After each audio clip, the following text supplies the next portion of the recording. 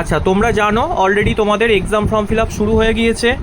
তোমাদের প্রত্যেককে গ্রুপে লিঙ্ক দিয়ে দিয়েছি, প্রত্যেকে যে যার গ্রুপ থেকে এই লিঙ্কে ক্লিক করলে তোমরা পরের পেজে চলে যাবে। এই পেজটাতে চলে আসছো তোমরা।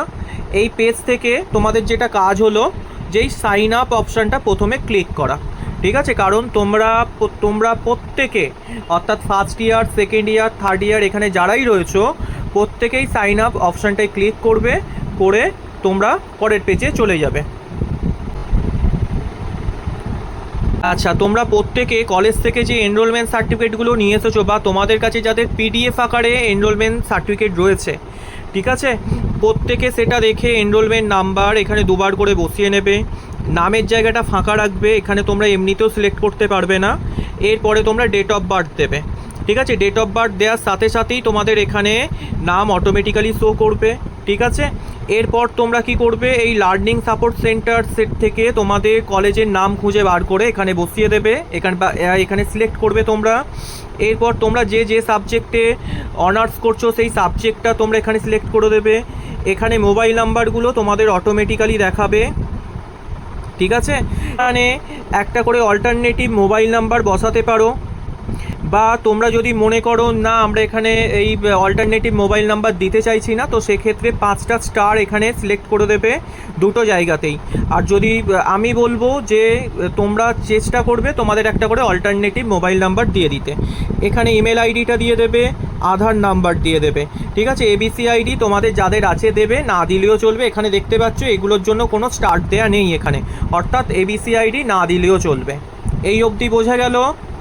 এরপর এখানে তোমরা যেটা করবে, এখানে সাবমিট বাটনে ক্লিক করে সাবমিট করে দেবে। তোমরা যখন এটা সাবমিট করে দেবে তখনই এই জিনিসটা তোমাদের দেখাবে। এখানে বলা হচ্ছে তোমাদের রেজিস্টার মোবাইল নাম্বারে ইউজার আইডি এবং পাসওয়ার্ড পাঠিয়ে দেওয়া হয়েছে, ঠিক আছে? এই অবধি কাজ কমপ্লিট করলে আবার তোমাদের আগের পেজটায় তোমরা ফেরত চলে যাবে। তোমরা আবার আগের পেজে ফেরত চলে এলে, আগের পেজে এসে তোমরা এখানে ইউজার আইডির জায়গায় তোমাদের এনরোলমেন্ট নাম্বার আর রেজিস্টার মোবাইল নাম্বারে তোমাদের পাসওয়ার্ডটা পাঠিয়েছে এটা দেখে এখানে বসিয়ে নেবে, ঠিক আছে? এরপর এখানে লগ ইন করবে। আচ্ছা, আমরা একটি ক্যান্ডিডেটের এখানে এক্সাম ফর্ম ফিল আপ করে দিচ্ছি, সেই অনুযায়ী তার তথ্যগুলো আমরা এখানে বসাবো এবং আমরা এখানে লগ ইন করে নিচ্ছি। লগ ইন করা হলো।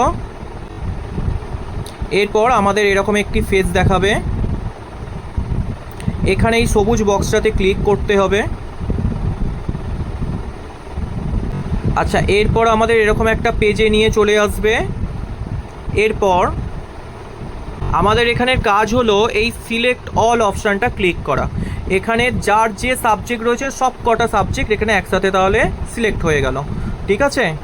এরপর আমরা এখানে অল সাবজেক্ট সিলেক্ট করে নিলাম, নিয়ে সাবমিট করছি। এরপর আমাদের এরকম একটা জায়গায় নিয়ে চলে আসছে। আমরা এখানে সমস্ত কিছু ভালো করে দেখে নেব।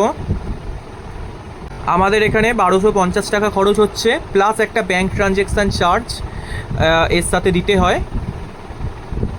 এই সমস্ত কিছু সাবজেক্টগুলো আমরা দেখে নেব যে আমাদের এখানে এটা ফার্স্ট ইয়ারের যদি হয় তাহলে 8টা পেপার হবে, সেকেন্ড ইয়ারের হলে 10টা পেপার হবে। অবশ্যই প্র্যাকটিক্যাল পেপারগুলো বাদ যাবে, সেক্ষেত্রে যাদের যা প্র্যাকটিক্যাল পেপার আছে অলরেডি দিয়ে দিয়েছো তোমরা, তোমাদের ওই পেপারগুলো বাদ দিয়ে এখানে সমস্ত থিওরি পেপার শো করবে এবং তোমরা এগুলো সমস্ত কিছু দেখে নেবে।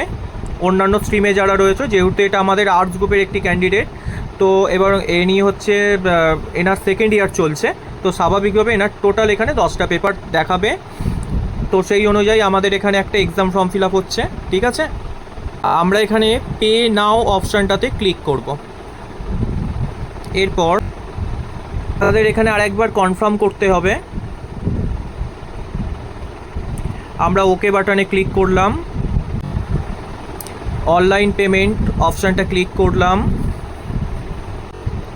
এরপর আমরা এখানে ডেবিট কার্ডের মাধ্যমে পেমেন্ট করছি, তো এখানে সমস্ত ডিটেলস দিয়ে দিলাম আমরা। এরপর পে অপশানটায় ক্লিক করা হচ্ছে। এরপর আমাদের এখানে ওটিপি দিতে হবে।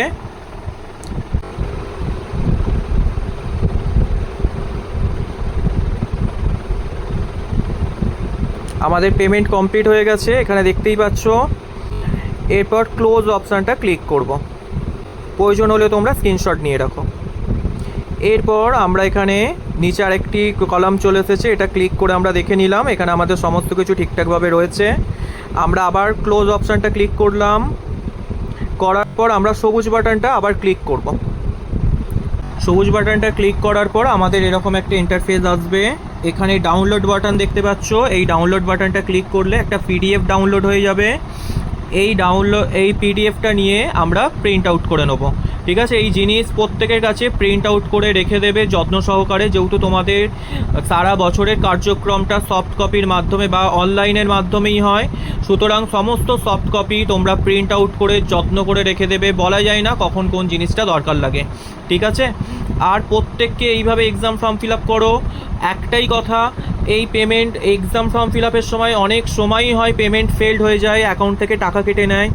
এই বিষয়গুলো নিয়ে তোমাদের আমি বিভিন্ন রকমভাবে সতর্ক করে রাখলাম। চেষ্টা করবে ডেবিট কার্ড বা এটিএম কার্ডের মাধ্যমে, ডেবিট কার্ড অর্থাৎ হচ্ছে এটিএম কার্ড, ঠিক আছে, এই এটিএম কার্ডের মাধ্যমেই প্রত্যেকে এক্সাম ফর্ম ফিল আপ করার।